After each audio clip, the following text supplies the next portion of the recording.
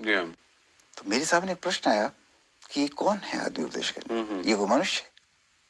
इसके जीवन के अंदर अगर मैंने जीवन की तराजू लेकर के तोला, संसार के जितने महापुरुष और उनके उपदेश थे उनको रख दिया एक तरफ, और एक तरफ में जो परोपदेश के अंदर जो उपदेश दिया गया उसको रख दिया।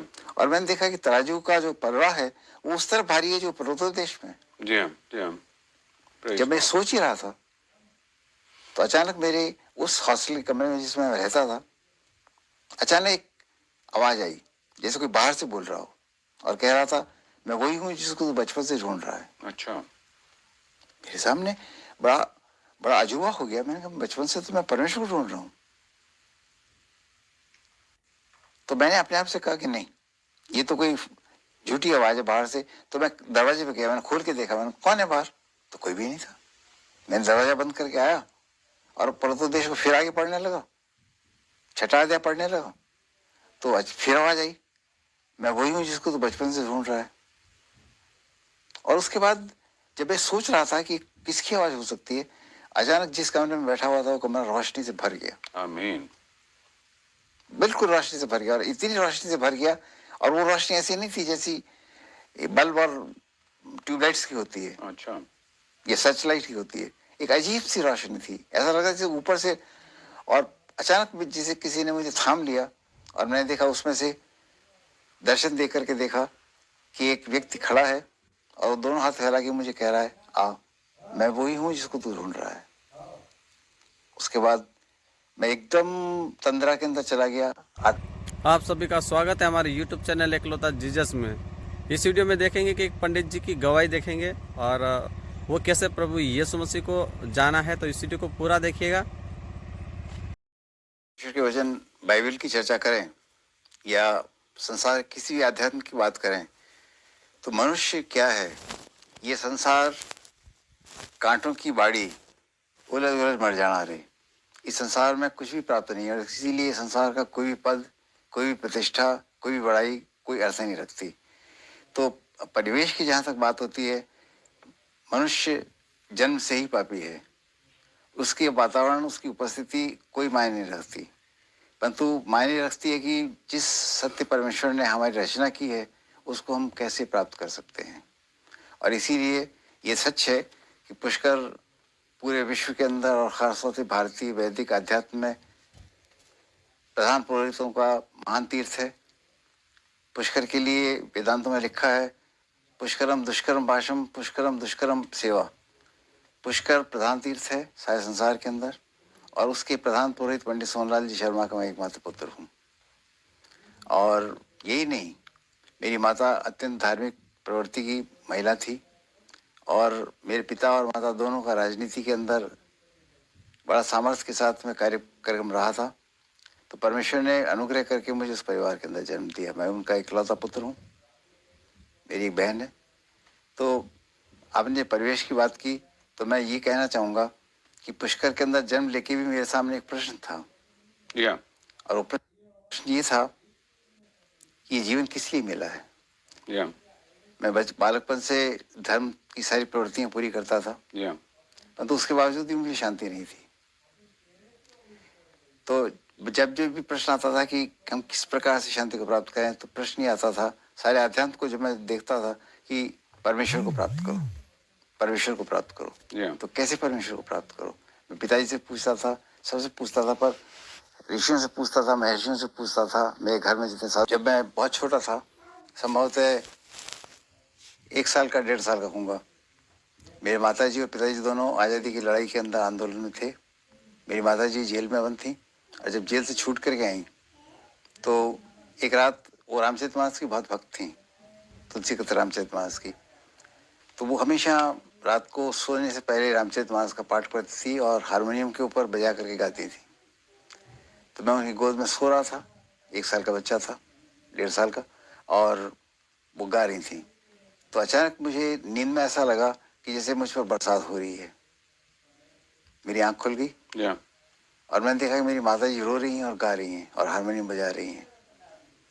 तो मैं बहुत देर तक देखता रहा।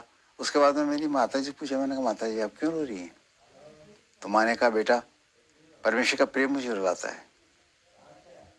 मैं सोचता था पिताजी भी जेल में थे, इसलिए माता जी रो रही है या और कोई कारण हो सकता है?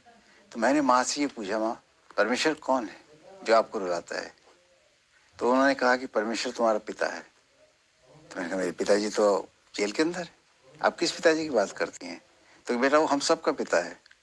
तो मैंने कहा आप जैसे पिताजी के पास रविवार को मुझे मिलाने के लिए चलती जेल में, वैसे इन पिताजी से मुझे मिलवाई। तो जब माता जी ने कहा कि नहीं बेटा, जब तक तुम परमेश्वर का प्रेम को नहीं जानोगे तुम उसको कभी नहीं प्राप्त कर सकते, नहीं जान सकते। तो मेरे बचपन के अंदर एक प्रश्न आया कि परमेश्वर कौन है? वो प्रेम है, उसको हम कैसे जान सकते हैं? तो ये प्रश्न सबसे बड़ा था जो मुझे पुष्कर तीर्थ पुरोहित का प्रधान तीर्थ पुरोहित का पुत्र होने के बावजूद भी मेरे मन के अंदर निरंतर खटकता रहता था। जी हाँ पंडित जी, पर इसको आगे फिर आपको प्रभु की जो आप इच्छा आपके मन में थी सच्चाई को जानने की और शांति को जानने की, तो आगाज इसका कैसे हुआ इसके आगे? मैं सारे धार्मिक प्रवृत्तियां करता था, सारी भक्ति के भाव करता था, परंतु मुझे शांति नहीं मिलती थी। जी हाँ। बाहरी शांति होती थी, जी हाँ। पर जैसे एक पुत्र पिता से मिल लेता है वो शांति मुझे नहीं मिलती थी। मुझे कई घटनाएं याद आती हैं। जैसे मैं रविवार को सूर्य उपासना करता था और सूर्य उपासना के अंदर शनिवार की शाम से लेकर के और रविवार की शाम तक एक पांव पे खड़ा रहना पड़ता था और भूखा रहना पड़ता था, उपवास करना पड़ता था। मैं वो करता था। एक मुझे याद है एक दिन का कि इस तरह से उपवास करने के बाद में रविवार की संध्या काल को उपवास समाप्त करने के बाद में मैं जब सड़क पर जा रहा था पुष्कर के अंदर और थोड़ी छींटे पड़े थे, बरसात हुई थी, तो अचानक एक बालक साइकिल के ऊपर भागता हुआ आया और वो आकर के मेरे नज़दीक गिर गया साइकिल पर से। और जब गिर गया तो उसका जो साइकिल का टायर था, वो जो मैं धोती और कुर्ता पहना करता था, तो धोती के ऊपर लग गया उसका टायर, उसे कीचड़ से सारी धोती सन गई। तो बजाय इसके कि मैं उस बच्चे की सहायता करता, उसको उठाता सड़क पर से, मैंने उस बच्चे का कान पकड़ा और कान पकड़ करके मैंने कहा कि साइकिल चलाना नहीं आता। क्रोध से कहा साइकिल चलाना नहीं आता। बच्चा डर के मारे उठ करके भाग गया। पर अचानक किसी ने मुझसे प्रश्न किया कि तू किस लिए उपवास करता है, तेरी क्या धार्मिकता है? जब तू एक बच्चे को क्षमा भाव से उसकी सहायता नहीं कर सकता तो तेरी सारी धार्मिकता नकली है, धोखा है। तो ये प्रश्न निरंतर रहता था। मैं जितनी धार्मिकता कार्य करता हूँ, क्या उनके अंदर परमेश्वर की निकटता है? क्या परमेश्वर की जीवन की शैली मेरे जीवन में आ रही है? ये बराबर ऐसा प्रश्न है। इस तरह से तो जब मैं कॉलेज में पढ़ता था एक बार, तब सबसे पहली बार मेरे सामने प्रश्न आया, सबसे पहले मेरे सामने प्रश्न आया कि एक संध्याकाल को हॉस्टल कमरे के अंदर जब मैं था और मैं मेरे इंग्लिश जो मेरा विषय था अंग्रेजी, उसके प्रो सिलेक्शन की किताब को मैं पढ़ रहा था। ये कौन सी यूनिवर्सिटी की बात है? ये आगरा यूनिवर्सिटी की बात है और मैं गवर्नमेंट कॉलेज अजमेर में पढ़ता था। तो मैं हॉस्टल कमरे में था, संध्याकाल थी, बाहर चिड़ियाएं बोल रही थी, मैं कमरे के अंदर था। तो मैंने अपना पढ़ने की कोशिश की, तो सर्मन ऑन द माउंट वो लेसन था, उसको मैंने निकाला। जब मैं उसको पढ़ रहा था तो मैंने कहा ये sermon on the mount Jesus Christ की बात करता है। तो मैं एक पक्का हिंदू और प्रधान पुरोहित का पुत्र होने के नाते क्रिश्चियनिटी के बारे में बड़े गलत ख्याल रखता था और मैं ये सोचता था कि क्रिश्चियनिटी तो किसी अन्य देश से आकर के हमारे देश के अंदर और ख़ास तौर से ब्रिटिशर्स का जो अत्याचार होता था, ब्रिटिश गवर्नमेंट का जो अत्याचार होता था और कांग्रेस में, क्योंकि मेरे माता और पिता के होने के कारण और आज़ादी की लड़ाई में होने के कारण जो अत्याचार उनको होता था, मैंने देखा कितना ज़्यादा। तो मैं सोचता था क्रिश्चियनिटी का मतलब अंग्रेज सरकार। जी हाँ, जी हाँ। तो मैंने कहा इससे मुझे क्या लेना देना है सर्मन ऑन द माउंट से। तो मैंने उसका जो इंट्रोडक्शन है उसको पढ़ा। उसमें लिखा था this lesson is being taken from the holy Bible and it is said that this has changed the life of Mahatma Gandhi. जी हाँ। तो महात्मा गांधी का नाम आया तो मुझे थोड़ा सा रुझान पैदा हुआ कि महात्मा गांधी के जीवन में इस बाइबल से क्या मतलब घृणा दूर हुई थोड़ी, मेरे मन के अंदर हुआ। तो मैंने उस पाठ को पढ़ना शुरू किया, सर्मन ऑन द माउंट को, पर्वतोपदेश को, जो मत्ती के 5-6-7 अध्याय के अंदर है। तो वहां जिस जीवन का वर्णन था, जो उपदेश दिए जा रहे थे और जो आदमी उपदेश देने वाला था, उसके जीवन की तरफ मैं सोचने लगा बड़े शांत भाव से। बाहर चिड़ियाएं बोल रही थी, शांत था, बिल्कुल संध्या काल का समय था और मैं सोचने लगा कि अगर तेरे कोई दाएं गाल पे थप्पड़ मारे तो अपने बाएं गाल सामने कर दे। अगर तेरा कुर्ता कोई छीन के ले जाए तू अपनी चादर भी उसको दे दे। जी हाँ। किसी पर दोष मत लगाओ। तुम जगत का रोशनी हो, तुम जगत का दीपक हो। जब ये मैं पढ़ रहा था तो अचानक मुझे लगा कि हमारे जितने भी अवतार हुए, जितने भी दर्शन हुए, जितना मेरा अध्ययन था, उसमें से कोई भी इतना मायने नहीं रखता था। क्योंकि जितने लोग थे, मैं भारत के दर्शन को मैं देखने लगा। मैंने कहा भगवान राम का जीवन बड़ा उत्तम मर्यादा पुरुषोत्तम का जीवन था। पर जब बाली और सुग्रीव की बात हुई तो उन्होंने सुग्रीव की सहायता करने के लिए बाली को धोखे से मरवा दिया। कि दिल्ली में सब विक्की, रॉनी नाम की लड़की क्यों मिलते हैं? मैं कल ही अपना नाम चेंज कर देता हूँ, आप बताओ। तो मैंने कहा नहीं, राम के जीवन में भी दोष था। जी हाँ। जब कृष्ण के जीवन को मैं देखने लगा तो मैंने पाया कि कृष्ण ने भी एक दोष किया था। जी हाँ। जब महाभारत युद्ध हो रहा था तो उस युद्ध के अंदर जब द्रोणाचार्य किसी तरह से हारने के लिए तैयार नहीं थे जी हाँ। और सारी पांडवों की सेना को समाप्त कर रहे थे, तो उस समय प्रश्न आया कि किस तरह से द्रोणाचार्य को हताश किया जाए, युद्ध के मैदान से हटाया जाए। जी हाँ। जी हाँ।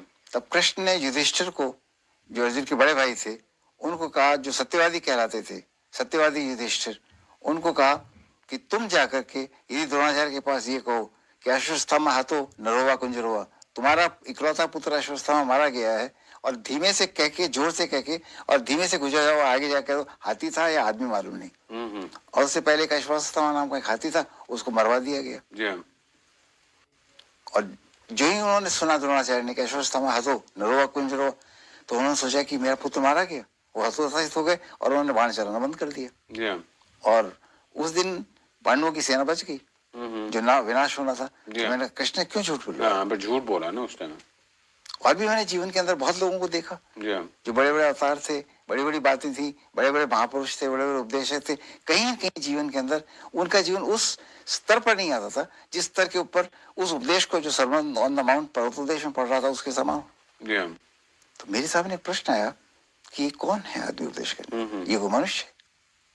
इसके जीवन के अंदर अगर मैंने जीवन की तराजू लेकर के तोला, संसार के जितने महापुरुष और उनके उपदेश थे उनको रख दिया एक तरफ, जी हाँ। और एक तरफ में जो परोपदेश के अंदर जो उपदेश दिया गया उसको रख दिया। जी हाँ। और मैंने देखा कि तराजू का जो पलड़ा है वो उस तरफ भारी है जो परोपदेश में। जी हाँ। जी हाँ। जब मैं सोच ही रहा था तो अचानक मेरे उस हॉस्टल कमरे में जिसमें मैं रहता था, अचानक एक आवाज आई जैसे कोई बाहर से बोल रहा हो और कह रहा था, मैं वही हूँ जिसको तू बचपन से ढूंढ रहा है। अच्छा। मेरे सामने बड़ा बड़ा अजूबा हो गया। मैंने कहा बचपन से तो मैं परमेश्वर को ढूंढ रहा हूँ,